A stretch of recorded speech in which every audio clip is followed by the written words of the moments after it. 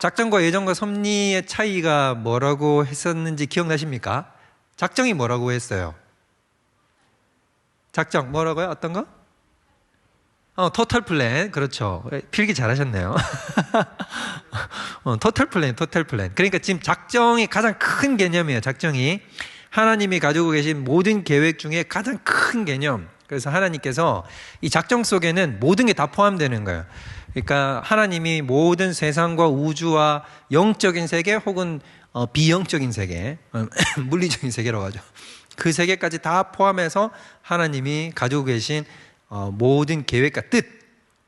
그러니까 여러분들이 흔히 생각하는 그 예정이라는 것이 바로 작정이라는 겁니다. 무슨 뜻인지 이해되시죠? 그래서 그걸 바로 작정이라고 이야기를 하고, 이 모든 게 하나님의 섭리야 이런 말은 조금 틀릴 수 있어요. 그 다음에 작정 밑에 바로 뭐가 들어갔냐면 예정이 들어가죠. 예정이 들어가는데 예정은 어디에 관련된 거죠? 인간과 천사, 특히 이제 이걸 뭐라고 부르냐면 하나님의 지성적 피조물. 무슨 피조물? 지성적 피조물. 그러니까 이제 생각하고 사고할 수 있는 그런 피조물들. 그 다음에 조금 더 나아가면 도덕적 피조물들을 대상으로 가지고 계신 뜻, 그걸 뭐라고 부르냐면 예정이라고 부른단 말입니다. 그러니까 이런 건 예정 속에 들어가는 게 아니에요. 뭐 떨어지는 빗방울의 개수, 하늘에 있는 별의 개수, 이런 거는 예정이 아니다. 그렇다면 하나님 그거 안 정해놨구나, 그 말이 아니라 그건 작정에 포함되는 거란 말이죠. 계획과 예정 속에 들어가지만 그거는 작정이란 영역 속에 들어가 있는 거고, 특히 우리 같은 인간들과 천사들의 운명에 대해서 하나님이 세부적으로 다 가지고 계신 계획과 뜻이 있지 않습니까? 그걸 뭐라고 부르냐면 예정이라고 부른다는 거죠. 이해되시죠? 그 다음 뭐가 되냐면 섭리가 나왔어요. 섭리입니다. 그러면 섭리는 뭐냐면 이런 거죠. 하나님이 계획을 가지고 계시잖아요. 그 계획이 바로 작정과 예정이잖아요. 작정과 예정을 실현시켜 나가시는 과정이라는 것입니다. 그래서 나중에 우리가 섭리를 보면서도 하게 되겠지만 지금 설명을 드릴게요. 이신론이라는 게 있어요. 이신론, 데이즘이라는 게 있는데 D-E-I-S-M, 데이즘이라고 얘기하는 거죠. 디즘이라고 얘기하기도 데이즘이라고 얘기하는 건데 이신론이라는 게 있어요. 데이즘, 이신론이라는 건 뭐냐면 하나님을 어떤 식으로 믿는 거냐면 시계공의 하나님. 어떤 하나님? 시계공의 하나님. 시계공의 하나님이라는 게 뭐냐면 시계를 만드신 분과 같이 하나님을 여긴단 말이에요. 자, 시계를 만들어 놓잖아요. 그럼 여러분 시계는 어떻습니까? 시계를 딱 만들어 놓고 그 태엽을 감잖아요. 옛날 이제 뭐 우리 같으면 지금 건전지를 넣겠죠. 그러면 배터리를 딱 집어넣고 딱 놔두면 어떻게 됩니까? 자동으로 알아서 돌아가나요? 아니면 일일이 내가 개입을 해야 되나요? 자, 내가 일일이 막 시계가 돌아갈 수 있도록 개입을 해야 됩니까? 아니면 자동으로 돌아갑니까? 알아서 돌아가죠. 기계적 원리에 의해서 자동으로 돌아가잖아요. 그러니까 이 하나님이 어떤 분이냐, 이런 분 하나님이라는 거예요. 하나님이 창조의 원리를 가지고 세상을 창조했다. 그 다음에는 세상을 내가 어떻게 해둔다? 그냥 내버려 둔다는 거예요. 시계공처럼. 시계공이 시계 만들고 나서 이 시계 어떻게 돌아가는지 막 일일이 체크하지 않잖아요. 그냥 째깍째깍 자기 알아서 돌아가잖아요. 그러니까 마찬가지로 하나님도 어떻게 했냐면 세상을 딱 물리적 세계, 영적 세계를 싹 다 창조해 놓고는 어떻게 했냐면 그냥 한 발 빠져 계신다는 거지. 그냥 관찰자적인 마음으로. 그리고는 세상이 알아서 돌아가도록 그 하나님이 만들어 놓은 원리에 따라서 알아서 자기가 스스로 돌아가도록 만들어 놓는 게 바로 뭐냐면 이신론의 하나님이라고 얘기를 하는 겁니다. 무슨 말인지 이해가 되세요? 그러면 이런 하나님은 인간의 일상이나 인간의 삶 속에 개입을 할까요? 안 할까요? 이신론의 하나님은 개입을 안 하죠. 그냥 지구, 세상 창조해놓고 자기가 원래대로 돌아갈 수 있도록 만들어놨으니까 그대로 돌아가도록 놔둔단 말이에요. 이게 바로 시계공의 하나님, 이신론의 하나님이라는 겁니다. 그러니까 이런 이신론적인 생각을 갖고 있는 사람들이 대체적으로 어떤 사람들이 많았냐면 지성적으로 예리한 사람들. 예를 들자면 뉴턴 같은 사람이에요. 뉴턴. 여러분 뉴턴은 하나님을 믿는 사람이었거든요. 하나님을 믿는 사람이었지만 그러나 그는 우리가 생각하는 그런 하나님이 아니에요. 그는 이신론의 하나님을 믿는단 말이에요. 그럼 이신론의 하나님은 뭐냐면 그냥 세상을 자신의 원리대로 하나님이 가지고 계신 원리대로 창조해놓고 그냥 알아서 자동으로 돌아가게 만들어 놓는, 그래서 일일이 하나님이 사람의 삶 속 가운데 개입하셔서 주장하시고 이끌어 주시고 어떤 사건들을 발생시키시고 이런 일 하지 않는다는 겁니다. 그럼 왜 이렇게 할까요? 이성적인 사람들은 어떤 인격적인 신이 우리 삶 가운데 들어와서 뭔가 개입하는 거를 굉장히 무식하다 생각하는 거예요. 그러니까 인격적 신이 들어와서 뭔가 일을 막 들어와서 기적도 일으키고 개입하고 인간의 삶 속 가운데 들어와서 하는 이런 모든 일은 마치 뭐같이 느껴지냐면 그리스 신화, 로마 신화 같이 느껴진다는 거죠. 무슨 말인지 이해가 되시죠? 그러니까 이 사람들은 뭐라고 생각했냐면 그냥 하나님은 세상을 창조해 놓고 그냥 알아서 자동으로 돌아가게 만들어 놨다. 그래서 이 사람들의 목표는 뭐냐면 그러면 세상을 돌아가게 만들어 놓은 하나님의 원리를 발견하면 세상이 어떻게 앞으로 돌아갈지를 다 예측할 수 있겠어요? 못하겠어요? 예측할 수 있겠죠? 그래서 열심히 원리를 파악하는 겁니다. 그 중에 하나가 성공을 한 게 바로 뭐예요? 뉴턴의 만류인력의 법칙 같은 거죠. 이제 만류, 모든 것의 만유의 법칙이라는 거죠. 이제 뉴턴은 그만큼 자신이 있었거든. 그런 거란 겁니다. 그래서 이런 사람들에게는 제가 무슨 얘기를 지금 드리려고 이 얘기를 20년 얘기를 꺼내냐면 이런 사람들에게는 뭐가 안 통하는데 어떤 개념이 안 통하냐면 섭리 이런 거 안 통한단 말입니다. 무슨 말인지 이해가 되시죠? 섭리는 하나님이 막 삶 속 가운데 들어와서 개입하신다 그랬잖아요. 근데 그러면 이런 이신론적인 생각 속에는 섭리란 게 있다 없다? 섭리란 게 없죠. 하나님이 개입하셔가지고 하는 행동 이런 거 없단 말입니다. 자, 이제 예정을 볼 때 예정은 지금 그래프에 딱 보시는 것 같이 어떻게 보여요? 작정이라고 하는 큰 그래프 속에 뭐가 들어가 있는 거죠? 예정이 들어가 있죠. 그죠? 그래서 작정이 이제 큰 전체 집합이 되고 그 안에 예정이 부분 집합으로 들어가는 거다. 그래서 이렇게 딱 개념을 설명하면 이해를 하면 너무 편하겠죠. 그러니까 작정은 모든 세상에 대한 하나님의 토탈 플랜을 작정이라고 얘기를 하고 예정은 대상이 또 줄어든다는 거죠. 예정은 그 대상이 누구라고요? 지성적, 도덕적 피조물. 다 그냥 간략하게 딱 얘기하면 누구와 누구? 인간과 천사라고 얘기하면 된단 말입니다. 오케이? 그럼 예정의 범위는 어떻게 되느냐? 예정의 범위를 한번 봅시다. 자, 모든 도덕적 피조물을 이야기를 합니다. 그러니까 천사와 인간이 바로 예정의 범위가 되겠죠. 그 다음에 개인뿐 아니라 집단도 하나님이 예정을 하셨습니다. 이 당연한 거겠죠. 왜냐하면 한 개인의 운명들을 하나님이 다 예정하셨다고 한다면, 그죠? 그러면 그 개인들이 모여서 뭘 만들겠어요? 집단이라는 걸 만들겠죠. 그럼 그 집단의 운명도 개인의 운명과 바로 결탁되어 있을 수밖에 없잖아요. 자, 예를 들자면 다니엘은 어릴 때 어디로 끌려갔습니까? 바벨론으로 끌려갔잖아요. 자, 그러면 다니엘이 바벨론으로 끌려가는 건 다니엘을 향한 하나님의 예정이잖아요. 맞아요, 틀려요? 예정이잖아요. 근데 다니엘은 어디에 소속되어 있었죠? 유대민족이 있잖아요. 유대민족인데 그 유대민족이 하나님께 범죄해서 바벨론에게 멸망당하니까 끌려간 거잖아요. 그러니까 즉 민족적 운명 안에 뭐가 들어가 있는 거예요? 다니엘의 운명이 들어가 있죠. 그죠? 그렇게 해서 그 민족적인 것이 예정되니까 자연스럽게 개인도 예정되어 있는 것 아니겠습니까? 무슨 말인지 이해되시죠? 개인의 어떤 운명이 예정되어 있으려면 자연스럽게 모두 예정되어 있어야 되겠습니까? 집단도 예정되어 있을 수밖에 없다라고 이야기를 하는 거죠. 한번 찾아봅시다. 사도행전 4장 28절. 권능과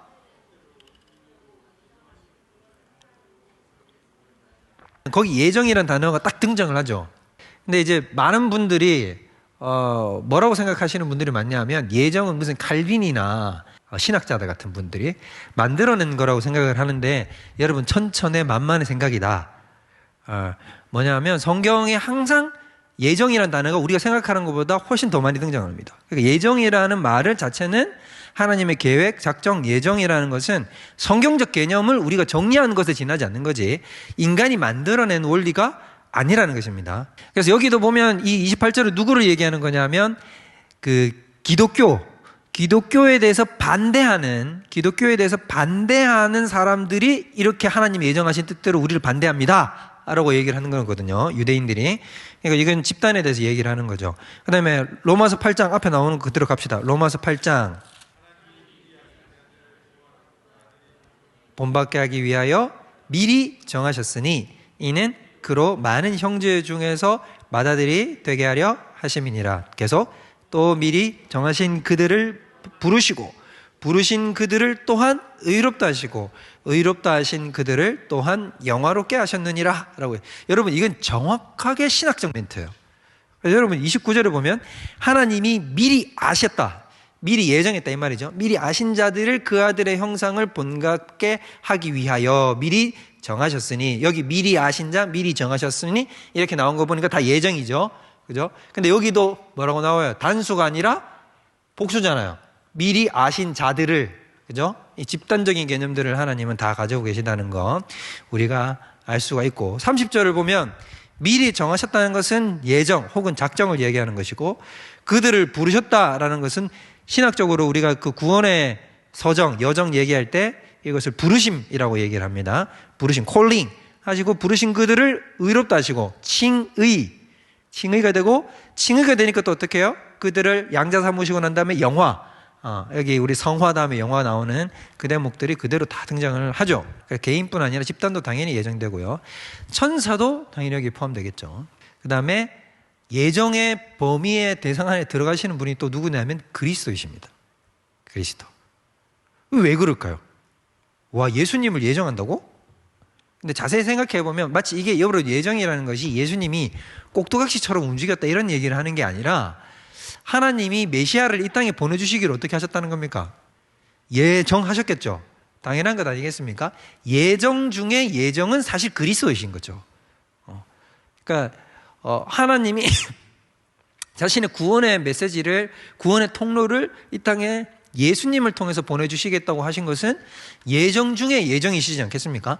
그죠? 그렇기 때문에 당연히 그리스도도 예정에 들어가실 수밖에 없다라고 하는 것입니다. 자, 그 다음 볼까요? 그래서 칼빈이 한 아주 멋있는 말. 제가 청년 시절에 이 말로 제가 살아났어요. 제가 너무, 여러분 인생에서 어렵고 힘든 일들을 많이 겪잖아요, 여러분. 그죠? 근데 그런 일을 겪으실 때마다 여러분 이 구절을 한번 잘 생각해 보세요. 그러면 여러분에게 참 큰 힘이 될 거라고 생각합니다. 우리 한번 읽어볼까요? 빗방울 하나 더. 잘 보이시죠? 네, 한번 읽어보겠습니다. 시작. 하나님의 확고한 명령이 없이는 떨어지지 않고, 하나님은 자신의 지혜를 따라 친히 작정한 바를 이뤄가신다. 그러므로 그리스도인의 생애에 우연이란 존재하지 않으며 모든 것은 그분의 섭리 안에 종속된다. 그 안에는 우발적이란 말도 통하지 않는다. 그 안에는 오직 그분의 뜻만이 모든 것을 통치할 뿐이다. 빗방울 하나도 하나님의 확고한 명령이 없이는 안 떨어져요. 그죠? 하나님은 자신의 지혜를 따라 친히 작정한 바를 다 이뤄가시고, 이거는 효과적이고 무조건적이라는 거죠. 절대로 인간이나 사탄이라도 이것을 막아낼 수 있는 도리가 없다라는 거고, 그러므로 그리스도인의 생애에, 우리의 생애에 우연이란 존재한다, 안 존재한다? 단 하나도 존재하지 않는다. 여러분, 오늘 본당에 오는 것도 하나님의 예정하심이라는 거예요. 그리고 이 본당에 왔는데 옆자리에 앉아있는 그 사람들도 옆에 한번 보세요, 여러분. 하나님의 철저한 예정하신가 계획하심이라는 거예요. 이런 것들이 특히 누구에게, 그리스도인의 생애는 더 예외가 없다는 겁니다. 우리 믿는 자의 삶 속에는 일거수일투족 뭐 하나 떨어지는 것, 내 머리카락 하나 땅에 떨어지는 것까지 모두 다 하나님의 무엇이다? 철저한 계획과 섭리와 하나님의 허락이 없이는 이루어지지 않는다는 겁니다. 이게 바로 섭리와 예정을 다 포괄하는 말이거든요. 그러니까 그냥 머리카락이 자고 나고 빠지게 사람이 만들어 놓은 게 아니라 하나님이 다 어떻게 한다고 일일이 그 순간순간을 다 일일이 개입하신다. 이런 것이 바로 섭리죠, 섭리. 그래서 우리 삶에 이러는 거, 하물며 내가 누군가를 만나게 되고 또 누군가와 결혼을 하게 되고 또 어떤 자녀를 낳고, 이런 모든 것들이 다 어디 안에 들어가 있겠어요? 하나님의 섭리 속에 들어가 있는 거라는 겁니다. 네. 그래서 여러분, 결혼할 사람 정해져 있습니다. 여기 결혼하신 부부들 몇 분 계시잖아요. 옆에 보세요. 우리 남편, 아내 한번 보세요. 태초부터 정하셨어요. 태초부터 정했어요. 태초부터 정하셨어요. 짝은 진짜 다 정해져 있는 겁니다. 어떤 양떼가 어떤 목회자를 만날 것도 하나님이 정해놓지 않으시겠어요? 그죠? 정해놓지만 하물며 내가 평생 살아갈 내 배우자, 그 다음에 그 배우자를 통해서 누가 태어납니까? 한 명의 또 생명이 태어나잖아요. 그럼 그 생명이 하나님이 예정하셨다는 건 여러분 당연히 생각할 수 있잖아요. 그걸 부정할 수 없잖아요. 그럼 그 생명이 오기 위해서 그 아버지 어머니가 예정되어 있을 것 아닙니까? 그 아버지 어머니가 두 당사자 입장에서는 부부잖아요. 짝이단 말이에요. 다 예정되어 있는 겁니다, 여러분. 그렇기 때문에 우리의 모든 삶의 일거수일투족은 싹 다 하나님이 다 예정되어 있는 것이다 라는 거죠. 우연이란 없어요. 그래서 모든 것이 하나님의 통치 아래 종속되는 것입니다. 멋있는 말이죠. 여러분, 이걸 알게 되면 여러분, 이게 우리에게 가져다 주는 어떤 강력한 우리의 위로가 하나 있어요. 그게 뭘까요? 여러분, 그 제럴드 시처라는 사람이 쓴 하나님의 뜻이라는 책이 있습니다.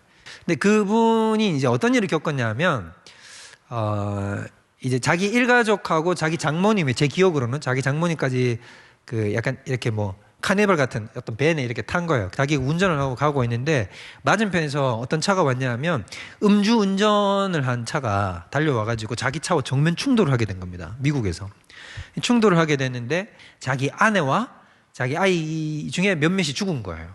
자기 가족의 정말 소중한 부분들을 잃어버렸잖아요. 그 상당수를 잃어버리고 나서 그가 이제 그 일을 겪고 나면서 이제 겪게 되었던 일들을 이제 기록한 책이 이제 제럴드 시처가 쓴 이제 하나님의 뜻이라는 책인데, 그 책에 보면 끊임없이 묻는 게 뭐냐 하면, 하나님은 도대체 왜 나에게 이런 고통을 선물해 주셨는가? 그래서 이 고통의 뜻이 뭔가? 나는 왜 왜 겪어야 되는가? 라는 것에 대해서, 고통의 문제에 대해서 이제 파고 들어가는 거죠. 그래서 그가 그 아들과 그 자녀들하고 살아남은 자녀들하고 매일같이 슬퍼하고 눈물 흘리고 분노하는 그런 것들을 거기에 이제 기록을 해놨어요. 솔직하게 내가 계속해서 하나님을 원망하고 또 너무나 사랑하는 가족들을 잃어버린 것 때문에 절망하고, 또 아이들은 찾아와서 엄마가 언제 다시 돌아올까 보고 싶다 그러고, 호라비가 돼가지고 그 아이들을 케어하고 있는, 붙들고 있는 자기 자신이 너무 비참한 거야. 결국 내가 궁극게 바닥에 다다르게 되는데, 인간의 고통의 문제에 대해서 우리가 막 이렇게 얘기를 하는 거예요. 만약에 그 음주운전자가 그 일을 행했다, 나에게 맞은편에서 다가왔던 그 사람이 잘못을 했잖아요. 그럼 그 사람이 궁극적 원인이다 라고 생각을 하면 감옥에 가거나 혹은 내가 안 되면 뭐 보호복을 하거나 이 정도 차원에서 그치잖아요. 그러면 내 고통이 뭐 해결되나요?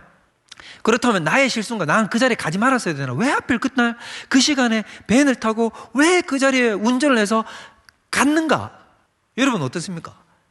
온갖 문제를 가지고 거기다 다 씨름하고 고민해봐야 그게 해결될까요? 안 될까요? 안 돼요. 고통만 가중되죠. 해결을 하기 위한 과정이라는 게 아니라 답을 찾을 수가 없다는 말입니다. 궁극적 답을 찾을 수가 없어요. 고통에는 답을 찾을 수가 없죠. 욥도 마찬가지잖아요. 욥이 친구들은 와서 자꾸 네가 죄 때문이라고 그러지만 욥은 알거든요. 이게 죄 때문에 온 것이 아니라는 것. 그러면 끊임없이 막 고통의 문제에 대해서 나 때문이다, 네 때문이다, 타다 때문이다 아무리 들춰봐도 고통의 근원을 찾을 수가 있어요, 없어요? 못 찾죠. 근데 궁극적으로 바닥에 다다르는 제럴드 시처는 어디에 다다르냐 하면 여기에 다다른 거예요. 모든 인상의 문제에 일어나는 모든 하나하나는 다 누가 주관하고 계시다고요? 하나님이 주관하신 거예요. 여러분, 그 사고는 누가 발생시킨 걸까요? 결국 누가 허락하신 걸까요? 하나님이 허락을 하신 겁니다. 하나님이. 여러분, 욥이 자기 자녀들이 다 죽잖아요, 한순간에. 그 누가 허락을 하신 거예요? 그거 하나님이 허락을 하신 거예요. 사탄이 일을 행했지만 하나님이 허락을 하신 거라고. 온몸에 피부병이 드는 거 그 누가 허락하신 거예요? 그것 하나님이 허락을 하신 거라고요. 그럼 목사님, 그게 왜 우리에게 위로가 됩니까? 하나님을 원망할 거리가 되지. 근데 여러분, 이게 왜 우리에게 궁극적으로 다다를 수 있는 밑바닥과 위로가 되냐 하면, 여러분, 이 모든 것을 계획하시고 내 삶 속에서 불행까지도 일으켜내신 분이 바로 내 아버지 하나님이라는 거야. 나를 사랑하시는 분이 나에게 이 일을 허락하셨다는 거지. 자, 만약에 하나님이란 분이 악한 의도를 가지고 혹은 개미를 괴롭히는 어린아이의 심정과 같은 그런 마음으로 우리에게 어떤 재앙과 재난을 허락하시는 분이라고 한다면 이거는 우리에게 원망거리밖에 안 되는 거죠. 우리에게는, 인간은 골치 아픈 것밖에 안 되는. 그런데 나에게 재앙을 허락하시고 나에게 화를 허락하신 그분이 바로 어떤 하나님이에요? 나를 사랑하시는 하나님. 그럼 그 사랑하시는 하나님이라고 한다면 나에게 떨어진, 내가 지금 이해하지 못하는 이 모든 불행과 슬픔과 고난과 역경까지도 사실은 하나님이 어떤 걸 이루어 가시기 위한 도구가 될 수 있을까요? 우리를 선한 길로 인도해 가시려고 하는 하나님의 선하신 계획과 뜻 안에, 작정 속에 어떻게 되겠습니까? 다 포섭되고 섭리되겠죠. 그렇게 해서 8장 28절에 나오는 거예요. 하나님을 사랑하는 자, 곧 그 뜻대로 부르심을 받은 모든 자들에게는 모든 것이 합력하여 무엇을 이루나니? 선을 이룬다는 말이 바로 여기서 일어난다는 것입니다. 즉 거기에는 모든 것이라는 말은 everything이라는 얘기는 뭐까지 다 포함되는 거냐면 내 삶에 일어나는 좋은 일만 해당될까요? 아니에요. 그건 당연한 거고, 내 삶에 닥쳐오는 뭐까지도, 불행과 슬픔과 고난과 역경과 사랑하는 사람을 잃어버린 것까지도 싹 다 포함되는 거라고.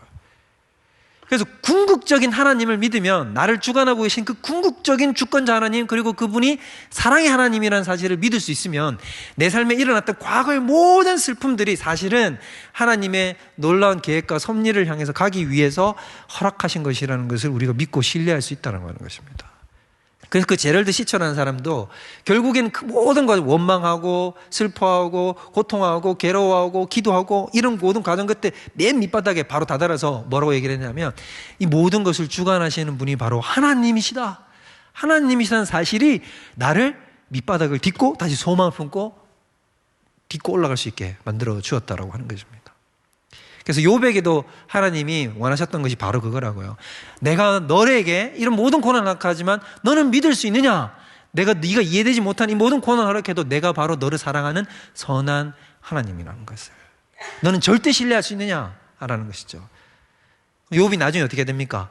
나 절대 신뢰할 수 있게 되었다라고 하는 게 바로 욥기의 결론이라는 것입니다. 이해가 되시죠? 그래서 여러분, 예정과 섭리가 결국 우리에게 주는 것은 무엇이냐면 다 이래요. 예정과 섭리라는 건 여러분, 처음에 시작할 때부터 인간이 깨달을 수 있는 게 아니에요. 여러분, 처음에 시작할 때는 다 어떠냐면 자기가 하나님 택한 것처럼 느껴지고, 누군가 나에게 와서 복음 전해준 것처럼 느껴지고, 인간적으로 뭔가 일들이 겹쳐져 가지고 이렇게 된 것처럼 보여요. 그래서 내 선택과 내 자유의지를 가지고 이런 모든 일들이 일어났다라고 생각을 해요. 그런데 여러분, 예정과 섭리라 하나님의 뜻이라는 거 언제 발견하는 걸까요? 이렇게 걸어갈 때는 몰라. 뒤돌아보고야 하는 거야. 뒤돌아보고야. 뒤돌아보면 어떤 거예요? 내가 지나온 시절이 내가 다 선택한 것처럼 보이고 내가 열심히 한 것처럼 보였지만 사실 다 그게 뭐였다? 하나님의 은혜였구나 라는 사실을 깨달으면, 그게 다 더 이게 생각이 가면, 이성이 있으면 그러면 하나님이 다 선택을 하셨던 거구나, 하나님이 다 미리 정해놓으셨던 거구나, 하나님이 내가 세상에 태어나기 전부터 하나님이 나를 이끌어 오셨던 거구나 라는 사실을 알게 된다는 것입니다. 이해되시죠? 요셉을 보라고요. 요셉이 나중에 뭐라고 얘기를 해요? 형님들이 와가지고 미안하다, 우리가 네 팔았지 않냐, 잘못했지 않냐 이렇게 얘기를 했을 때 뭐라고 얘기하냐면, 아니라고, 여러분들이 악을 행했지만 여러분들이 행하는 그 행동을 통해서 하나님 모든 걸 미리 예정하셔서 오늘날 이 구원을 주시기 위해서 나를 먼저 애굽에 보내신 겁니다. 이건 요셉이 어떻게 한 겁니까? 그때 당시는 요셉도 몰라요. 언제 아는 거예요? 형님들이 자기 앞에 꿀 엎드릴 때 아는 거야. 그 꿈, 잡혀온 것, 내가 총리된 것, 모든 것들을 다 그 순간에 톱니바퀴처럼 머물려 아는 거야. 우리 인생도 마찬가지라는 것입니다. 아시겠죠? 그래서 여러분, 에베네셀의 하나님이라는 게 무슨 뜻입니까? 여기까지 하나님이 도우셨다라는 거거든요. 에베네셀 하나님. 찬양도 있잖아요. 에베네셀 하나님, 그거. 그러니까 하나님이 여기까지 도우신 하나님이 이제 어떻게 하신다는 거예요?